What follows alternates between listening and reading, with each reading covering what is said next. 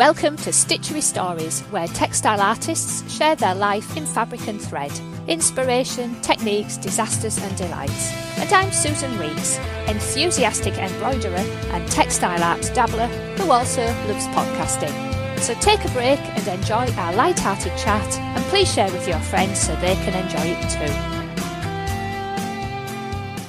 Hello and welcome today to our lovely guest, Sarah Cross. Hi Sarah. Hi, Sue.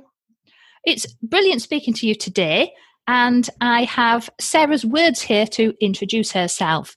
I am an artist based in Marlborough in Wiltshire, UK, specialising in multimedia pieces, predominantly using textile techniques. When creating my work, inspiration comes from nature and its many forms. I am particularly fascinated by the forest and the sea in equal measure. The textures, colours and movement are captivating and provide infinite possibilities for creativity. I have a degree in fashion textiles from Plymouth University and have produced work for clients such as the Royal Henry Regatta, Tommy Hilfiger, Amsterdam, Fuller's Breweries and a range of private clients worldwide.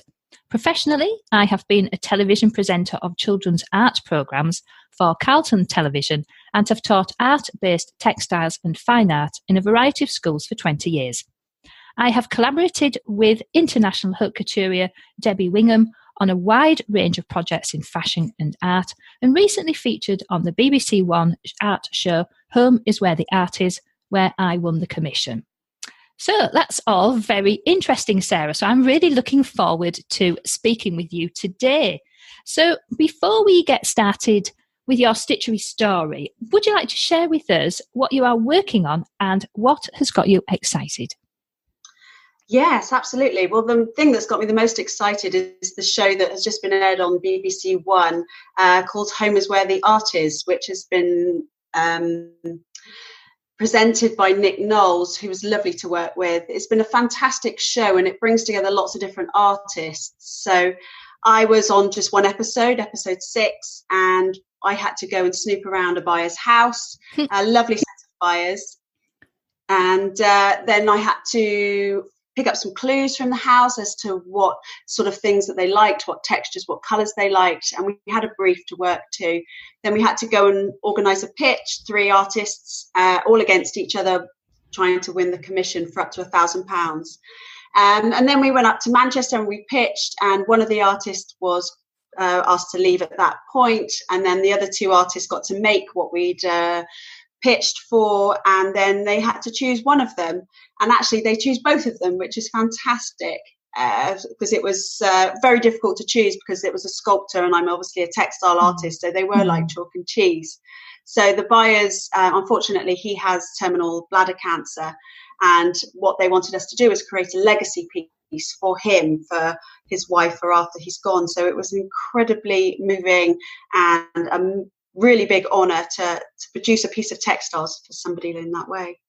Wow, now that is so interesting. As we were just kind of laughing before I hit the record button, and as regular listeners would hear me mention, I don't really watch telly, but that actually sounds really fascinating. So I'm going to have to go and dig out iPlayer and go and have a look and watch that episode, because that sounds really fantastic. And what a nice ending, though, that both pieces kind of won, as it were, because we all get so emotionally invested in these kind of programs, and then it's always really sad, isn't it? Because not everybody can win. It was a really emotional process all the way through, because it was quite nerve-wracking as well, having to do all the filming and hoping you'd be chosen, because no one wants to go home first, nobody wants to lose, you always want to be the winner. So the idea that they would select both of them and that they would form such a massive part of his legacy for after he's gone was incredible. And I did get a bit emotional on national television. So if you watch episode 6 on iPlayer, I think it's available till Wednesday, you'll see me sobbing on national television. Oh, right. And so that's Wednesday, a week Wednesday, because here we are on the 9th. So that'll be the day actually when this episode comes out, so that people can actually hopefully get a last glimpse of that episode if they haven't watched it already. Episode 6. Wow. That really is exciting, being on a show. We've had a couple of other guests who've been involved in some of these reality TV shows based around art and so forth. So, yeah, it must be quite nerve-wracking. Although you do say there you've been, a presenter of children's art programmes, so TV is not a new medium for you. It's not, no. This was obviously in a previous life back in my late 20s. When I used to, it was a bit sort of Blue Peter, like I used to organise what their make was and then have it in different stages. And I'd go up to Ealing Studios and I'd film after working in a school all day. They'd hold the camera crew back and we'd film till about 9 o'clock at night. And it seemed a bit easier back then, to be fair, but I was doing it week in, week out. So you've kind of got into the groove of talking on camera. And it was a bit like doing a demonstration in school, to be fair. So it wasn't, outside my comfort zone completely. It was just having 5 cameras pointed at me and people staring at me while I said it, rather than 12-year-old children. So it was a little bit intense. But it was great fun. It was an amazing experience. And, I've got it on VHS up in my loft somewhere, which my children find hilarious. This is when we realise that, I'll tape it and I'll have it forever. No, some more machines have been invented since then. And now you can't play the damn thing anymore. I do have a VHS up in the loft just in case I ever feel the need to watch it again. Although by the time I watch it again, it'll probably not be able to be connected to the television that I have. So. Yeah, you need to get it off there, don't you, onto some other kind of digital medium, sharpish, I think. Anyway, wonderful. Right, so that's all very exciting. Now, how did you, as you say, you've got there a degree in fashion textiles. So you've taken a kind of a teaching path, haven't you, through your art? So what made you go into teaching rather than being a commercial or a professional artist? I think what happened was I didn't know what I wanted to do when I was at school because I wasn't particularly academic, but I was quite arty. And I knew I wanted to do something in art, but I wasn't sure what. Funnily enough, I failed needlework at school, which I find now quite hilarious. I failed it terribly, which is very funny, considering what I do now. But so I decided to explore different things. And the boyfriend I had at the time, his mum, she was a teacher and she made it sound amazing. So I thought, well, I'll go and have a look. And my sister was working. My sister was in year 11 in the school behind the college, though, I was at when I was doing a foundation course. So I went there. I asked if I could do a bit of work experience for a week or so, and I absolutely fell in love with teaching, especially teaching art. So I decided that was my way forward. So I had to go and retake my maths when I was 20 because I needed that, and I failed that at school as well. But I did art at school, to be fair. I got that, and drama and English, the important subjects.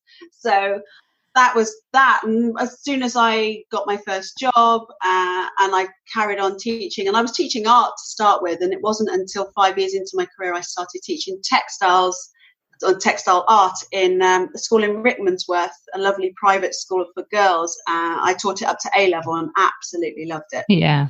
I learned so much as I was going along because there were textures, techniques, there were things that the previous teacher had done that I wasn't familiar with because I was predominantly into silkscreen printing at the time, not so much using the machine as a tool for drawing. So there were lots of new things. Using felt was quite new to me. Doing lots of applique was quite new to me. So with each job where I've actually worked with textiles, I've learned something new as I've gone along and then applied it to my own work, I guess. And that's what makes things really interesting, though, isn't it? Is being in that environment and having the opportunity to stretch yourself and learn new things and then be able to apply it to the work that you're doing. You know, even in my kind of online work, I'm learning constantly. And quite often, it's funny how the world works, isn't it? Because something will come along and think, oh, that sounds really interesting. I'll look into that. You look into it. And then like 2 weeks later, somebody will you get an email from somebody out of the blue. Oh, do you happen to know about X, Y, and Z thing? I really need some help. Oh, it's really weird how that happens. But if you don't make the effort to learn things, you're never in that position to go, oh, yes, actually, I can help you.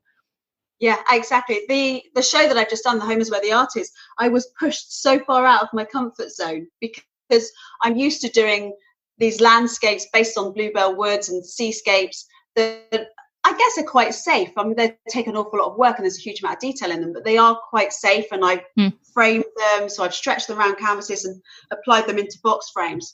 And I was really pleased with those. And it wasn't until the buyers, who are artists themselves, turned around and said, it needs to be freer. This isn't what we want. We want you to push yourself way out of your comfort zone and do something that's a lot freer moving. Yeah.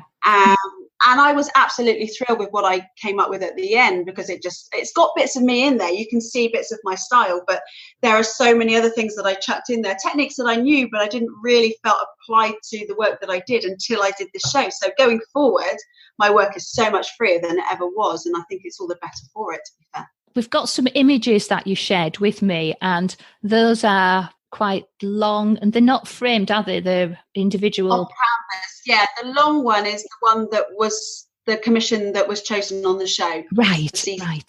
And the reason there are peacock feathers in there is that the buyer, Andrew, he's very flamboyant, wonderful man with lots of incredible shirts and socks that are crazy colours and patterns. And Tracy, his wife, calls him her little peacock. It's important. And they have bits of peacock in their bedroom, sort of all prints and things like that. So it was really important to get peacock in there somewhere. So that would explain why there are bits of peacock feathers as you go down through the piece.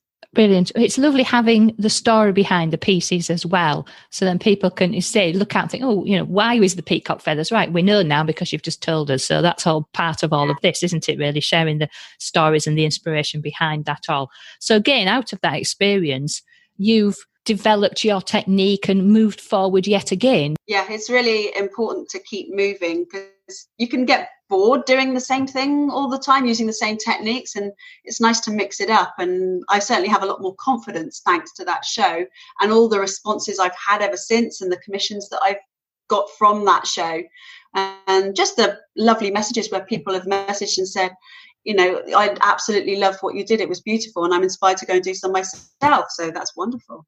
Fabulous. Now, we'll come on later on about how you kind of managed to get everything done. So now just let me get this right. You're working you're a teacher in the school, and then you're developing your art. I don't want to call it a hobby, a sideline maybe. It's not it's not an additional business line at the moment, is it, Sarah? Have I got that right? That's right. Yeah, it's not quite there yet. I have done a few exhibitions, just small ones locally. That's something I'd really like to get into. The Marlborough has an arts trail, which I've always wanted to participate in, but I didn't really want people traipsing through my lounge because I haven't had a workspace. Yeah. Literally working in my lounge, and my stuff, all my equipment and fabrics and everything is in my loft and under my bed, and it's everywhere. It's a nightmare. So thanks to the show and the commissions that I've got from that, I'm having an art studio built in my garden in June, which I'm so excited about, which means I can do so much more, and I can start to offer more workshops. I can start to build up a portfolio of work that I can then take onto exhibition, which will be really exciting for me going forward, really. Well, that is amazing that being on that programme, you've now got out of it. You get in your studio in your garden, and I know that's a dream of lots of people as well, isn't it, to have that space close by, but not cluttering up the house. Oh, you've had such a lovely year, haven't you, so far? I'm very, very lucky in many ways. It was a bizarre sort of thing to even get part of the show.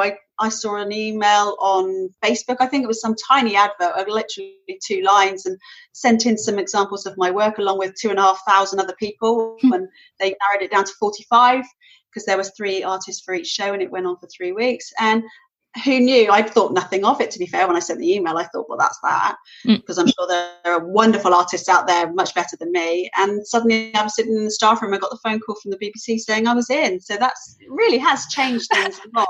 And were you running around the staff room going, woohoo, the BBC? Well, to be fair, I thought it was a hoax to start. And then I got an email saying that I was on standby. They were just checking with the other artists. So I thought that meant I was a backup in case one of the artists pulled out. And so I called the producer and said, so how will I know whether or not I'm going to be on the show? And she said, well, of course you're on the show. You're great. You're amazing. And I said, oh, right. No, you were just on standby to wait for the other 2 artists to confirm the date. I was like, oh, okay, fantastic. At that point, I did kind of erupt. I was on the way to a Christmas carol service with the school, and I can remember just telling everybody who got off the bus I was going to be on this show, which was fantastic. And all the staff and the head teacher and everybody at Stonor School, where I work in Melksham, have been amazing. Yeah. We need that support as well, don't we? Just in general, we can't achieve anything struggling along on our own. It's so damn difficult. So to have support from employers, friends, family is so very important. It is. It's vital, because as an artist, you're naturally very self-doubting, I think, at times, and you're not sure whether it's good enough or whether it's something that people would want, because people are parting with, hard-earned money for something that you've created. Yes. And they have to. There's a very emotional connection to art when people are buying it. So it's really important that you get really positive feedback and people buying your work, so that it kind of validates you going forward and gives you the confidence to try new things and start new techniques and push yourself further than you have before. So what would you say then have been your kind of major inspirations? I mean, you're talking about nature and the sea there, and that comes through strongly in the pieces I've seen. So has that changed over the time, or do you think, can you see you evolving in different directions? I think the basis of what I do, because I'm lucky enough to live in Marlborough, where we have the bluebell woods, and I know they have those all around the country. And right now the sea of purple is insane. Beautiful. With that lime green, it's a combination that I'll never get tired of. And I have family that live in Bude in Cornwall, so I go there quite a lot, and I go to Nice with my sister when I can, and take loads of pictures of the sea, which gets quite boring for her, bless her. But for me, it's fascinating. So I think that'll always be at the heart of what I do. But I do like the idea of branching out. I did something based on Western Burt Arboretum, which was all the reds and yellows and oranges, rather than the sea colours and the purples and greens. So for me, that was exciting, and there's something I'd branch out in. But stuff, as I'm going forward, seems to be getting a little bit more abstract, which I quite like. A little less representational, and something that you can see sort of where it's come from. And you can see, I think a piece that I sent you was quite an abstract piece with the sand coming away from it. Yes. It's a square piece, and that's the latest piece that I've done, and that it takes me far away from where I started. So I think I'm going to go forward more, learning I've got more confidence now to learn new techniques and apply those to my work. So I think you'll probably see work a lot more abstract here on in for a while. Right. And this issue of confidence, you've mentioned that a couple of times, it's coming through very strongly in your voice as well. Just really enthusiastic, confident, feeling, it sounds like you've got a real strong purpose to kind of go forward. And so, the experience has obviously been very, very beneficial, as well as being exciting and inspiring in itself. Yeah, it's been huge for me. A few years ago, you said at the beginning that I work with a lady called Debbie Wingham, who's a wonderful, inspiring lady who's famous for making the most expensive dress in the world. So she's incredible and a fantastic friend, and she's been very good to me. And she got me into work on Paloma Faith's makeup artist, a lady called Lan Grealis, who was recently on a show called Glow Up. She was one of the judges, and she's an incredible artist. Her canvas is a face. Yeah. And she had a catwalk show for the beginning of London Fashion Week. And so Debbie got me and quite a famous milliner called Louis Mariette, who does very sculptural headwear. He's incredible. He's a bit like Philip Treacy. All right. And so Louis and I decorated the catwalk with lots of textiles and flamboyant things, and we had the London Ballet going through my fabrics and dancing the catwalk, and to put it all together and to meet Paloma Faith was amazing, and to see my stuff was the start of I can do some exciting things. Like, I don't have to just sit in my lounge and sew and get told off by the children because they can't hear the telly when the machine's going. Actually, I can do something that's amazing. And that was a couple of years ago now, and that was a big rush of excitement. And I've got it again now, even bigger, because this is more about me.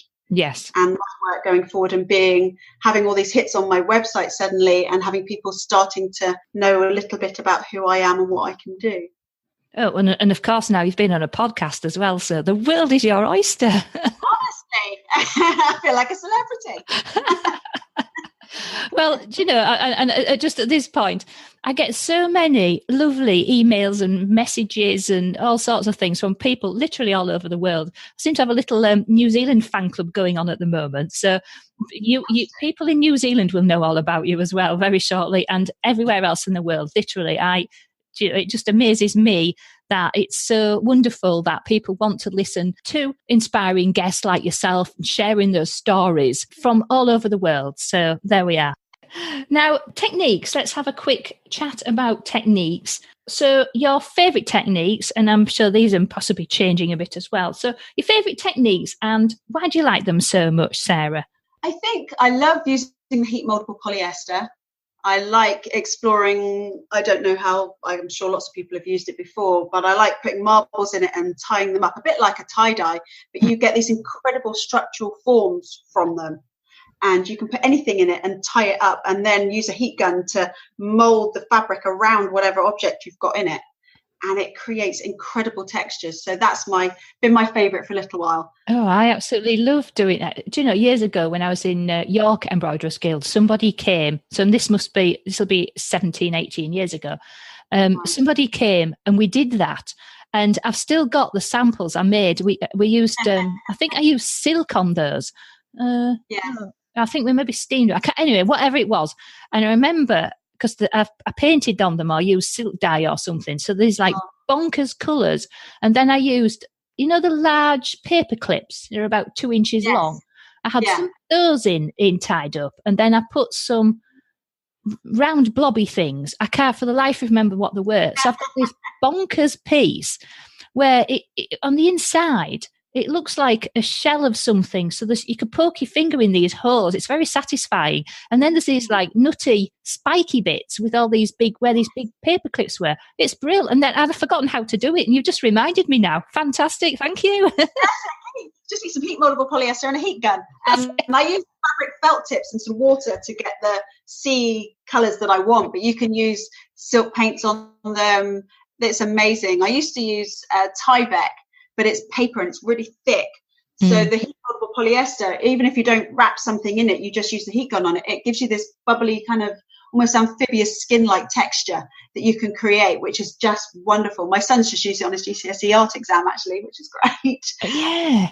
Oh, no, I'd forgotten all about that. Obviously, things have moved on. Techniques and materials have moved on. So that's like the newer way of doing it, what we were fiddling about with. I don't know. But, oh, wow. Anyway, so that's that one. That's I love doing that, yeah. I also love drawing on felt. So I'll make felt just with raw felt, and you just make it as you normally would with lots of different colours. So you've kind of got a multicoloured flat background. Yeah. I've also got an embellisher. So sometimes I'll use the embellisher on already made up felt with the raw felt on top, and then sewing on top of that. So you can create lots of different textures by doing that. And if you use lots of different coloured threads, you can create these patterns. And if you go round often enough, certainly with the felt that you make rather than stuff that you buy, it does tend to bobble up. So that's another way of getting these kind of bobbly textures that would represent things like pebbles and water and drops and things like that. So that's a fantastic way of doing that. And that gives you, it's just because the colours are endless. As long as you've got control of your sewing machine, which I'm assuming your viewers have, you can do whatever, you can do what you like with it. It's fantastic, beautiful way of drawing. I got my mum to try it because she didn't realise that she could do embroidery, free machine embroidery with her machine. So I got her to have a little try and she loved it. Did you think she needed one of these fancy, in quotes, embroidery machines there? You press a button and it does a thing. Did she think she needed one of those? I just didn't think she had even thought about it. Yeah. It was quite traditional in terms of it's quite needlework. So she's made costumes for the Dramatic Society and she's taken up clothes for her grandchildren and for us.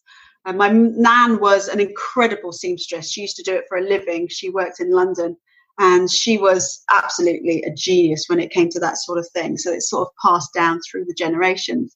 But my mum has never looked at it as a creative tool. It's looked at it as a practical tool. So it was lovely. I had a little workshop with her for a day and introduced her to lots of bits and pieces and she loved it. Oh, how wonderful. That's really nice, that, because we always talk about passing our skills down, don't we, to our children, and you're a teacher, but going the other way, that it never really gets mentioned. But I know I've kind of sat with my mum and said, let's have a try of this, or let's do this, and so she's always up for learning new things as well. So yeah, that's a good point, is that we don't always have to look down to younger people to pass our knowledge on. We've got things that other people who are older than us also want to learn as well. Absolutely, yeah. I mean, my 2 teenage sons are not even slightly interested, so I had to go upwards, really. I think they'd rather boil their own heads than have to sit and do some sewing with me. But just think of the lovely texture you can create when you boil your head. Do you know what I mean? Great photographs for inspiration. Oh, bless them. But it's really obviously not their thing. They're far more into skateboarding and stuff like that. Oh, dear. Now, I normally ask about what's been the high point of your textile art and embroidery journey so far, but I think we've had quite a few already, haven't we?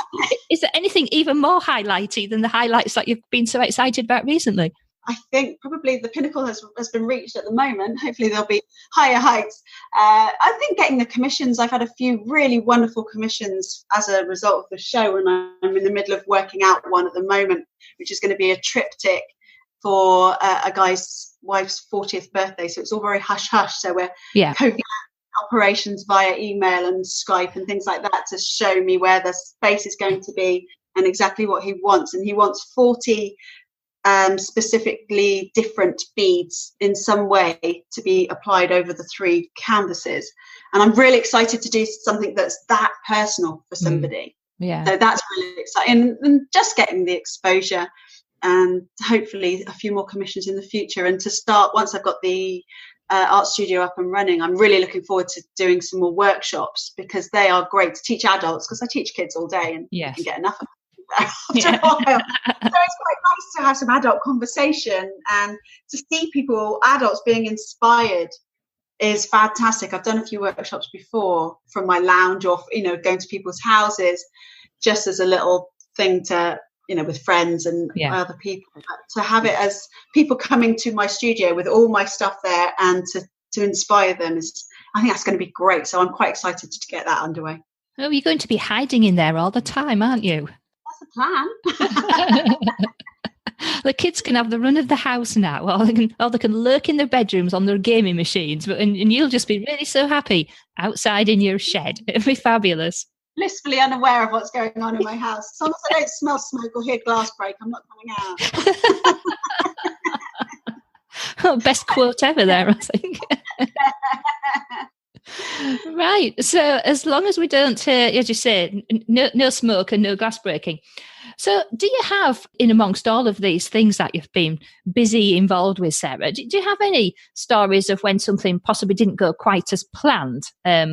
Maybe we could call it a disaster, maybe not. And what did you learn from that experience? We've had some quite interesting ones so far. So can you add to our history of disaster stories at all?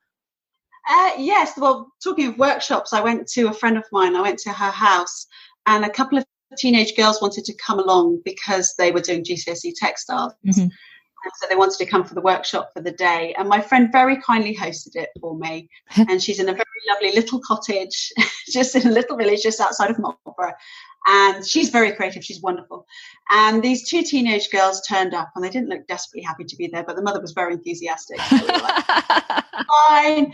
And I'm going to show you some new techniques and show me what you're doing for your textiles in your class. And we can add to that so that it's a bit more personal to you. And about 20 minutes in, they didn't seem to be enjoying it very much.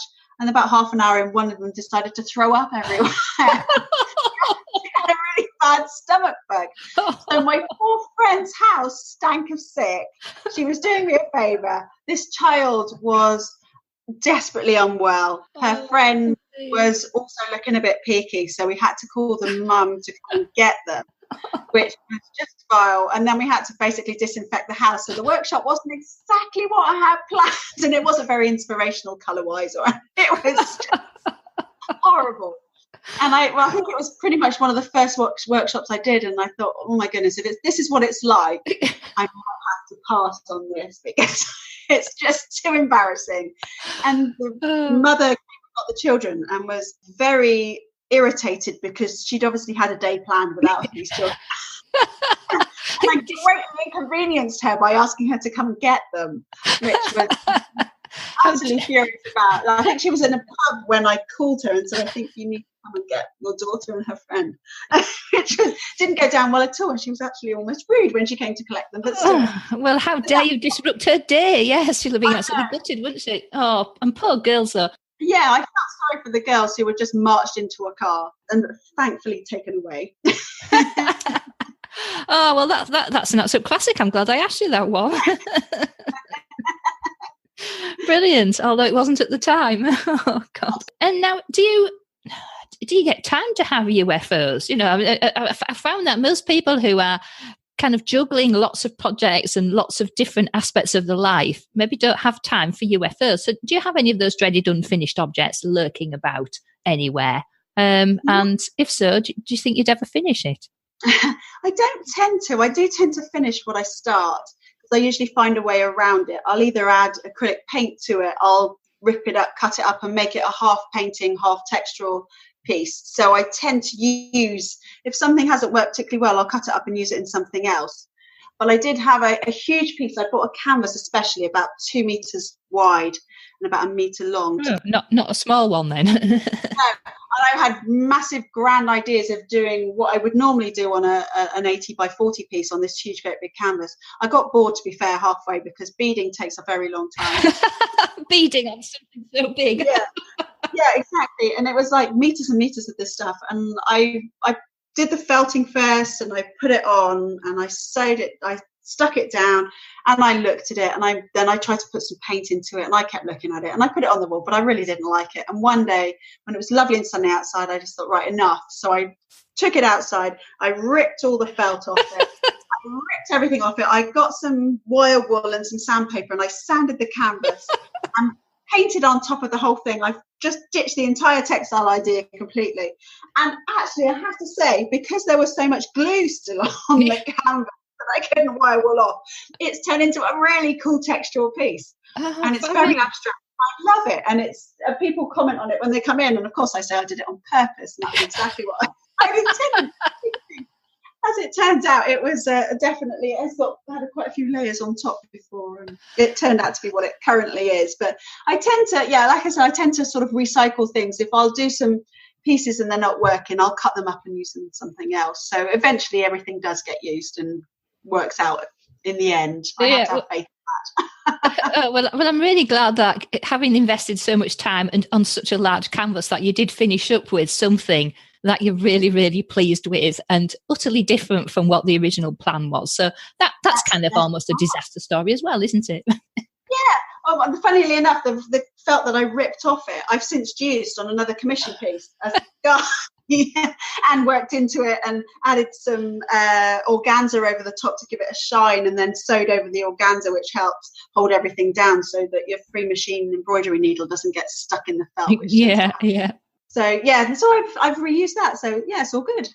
Marvelous. That's what we like to hear, isn't it? And then as we move towards the close, one thing that I'm really intrigued about is, and when we were talking just at the start there, kind of came through quite strongly, is now I'm always quite intrigued how you organise your creative time, because we've all got loads of things to do, and then trying to be creative on demand, I think, can be a challenge on its own. So given all the things that you do, how do you organise your creative time, Sarah? Any hints and tips for us? I tend to go in waves of creativity. So I won't touch anything for a couple of months, and then I'll go crazy, and it'll be all I want to do. So I have, lucky enough, obviously, as a school teacher in a private school, I get decent holidays. So I do a lot of the work in the holidays, which is when I tend to get a lot of time to myself, which is great. Yeah. June is because I work for the exam board. I lead a team of moderators, and so I spend my life going around looking at artwork in schools in June, which is wonderful. Great inspiration, actually, but absolutely no go as far as working on my concern. So I have a day off in the week from school. I work 4 days, so that day, once I've got all the chores out of the way, tends to be my creative day, and I can work on into the evening because the boys are old enough now to look after themselves a little bit more. And then really the school holidays at the moment is where most of my time comes. And in the evenings, if I'm sitting watching the TV, I can do my beading and my hand embroidery then. So once the basics are laid down with a sewing machine, I can kind of pick it up and put it down as I need to. In the staff room, you'll normally find me with something, beading something away.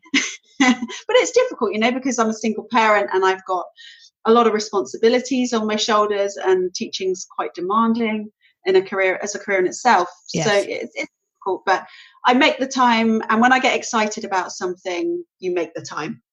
And that's the crux of it, isn't it? Definitely. When people say, "Oh, I haven't had time to do that," or I didn't get round to it," or whatever, that's the nub of it. You didn't love the thing enough to get rid of something else. So that's, I think, is in a nutshell, isn't it? The things that we need to do. So there'll be lots of other things didn't get done because you was all excited about doing your beading or your work, whatever it was you were working on. So it's like everything else. We juggle, don't we? Absolutely, yeah. And if you love what you're doing, like you said, if you're excited about it, then it takes priority over everything, and then you've got something special that you're working on. So very true. Now, as we kind of move to wrap up today, what I've realised is I never even gave any of your links out, so a massive fail, Sue, on the links. So while I'm now talking about links, the best place to find out about you, that it'll be your website, is it, Sarah? Yes. Yeah. And the website is sarahcrossart.co.uk. I'll put all of Sarah's links because you're also... I'm on Twitter and I'm on LinkedIn as well, or via my Hotmail address, which is sarahcross1@hotmail.co.uk. Brilliant. I'll put all of those with the images that you've shared with me on your episode on stitcherystories.com. And so as we move forward now, what plans and projects have you got that you'd like to share with us? Obviously, you've got your art studio coming along. You've got June's a nightmare with exams. So yeah. I guess we're looking at the summer holidays, aren't we, and forward? Yeah, so the summer holidays, my studio will be up and running. So I'm going to plan some workshops for the summer holidays for adults. I know a lot of staff at work are desperate to come along, and people who've seen the show, it might be quite nice for them to come and have a little try. And I've got some commissions, as I said, that I need to work on over the next coming months. I've got enough to last me the next few months, but it would be lovely to get some more commissions and some more abstract work, something that again pushes me a little bit further. And I'm going to, alongside that, I'm going to be developing my own work and a body of work ready to take to exhibition in the autumn. So that's what I'm planning on. So I think that's quite enough for anybody's plate, isn't it, at the moment? That's been absolutely wonderful speaking with you, Sarah, and I am so pleased your colleague at school decided to nominate you as a guest. It's just been absolutely wonderful speaking to you, and an absolute discovery. And I've been thoroughly enjoyed having a right good old chat with you about all of this. So yeah, brilliant. I'm sure everybody will have found it equally as interesting. If you go and check out Sarah's website, sarahcrossart.co.uk, go and look at her images on this issue of Stitchery Stories. And I'm sure a lot of people will be on their radar now to go and have a check out as well. So there we are. It's been fabulous speaking to you, Sarah. Thank you very much. Thank you, Sue. Thank you. If you enjoyed this episode and want to hear more, then please join the Stitchery Stories fan club so you can get an email when a new episode is released. It's a quick and easy way of listening and of keeping up with any news and information around this podcast. Please visit stitcherystories.com. Of course, you can listen to Stitchery Stories on plenty of podcast apps at Apple Podcasts, Google Podcasts, Spotify and plenty more besides. You can also ask your smart speaker to play Stitchery Stories podcast too. But wherever you listen, why not leave us a rating and a review to encourage other people to listen too? I very much appreciate you taking the time to do that for me. So that is the end of our Stitchery story for today. Keep stitching, keep smiling, and keep creating your very own Stitchery stories.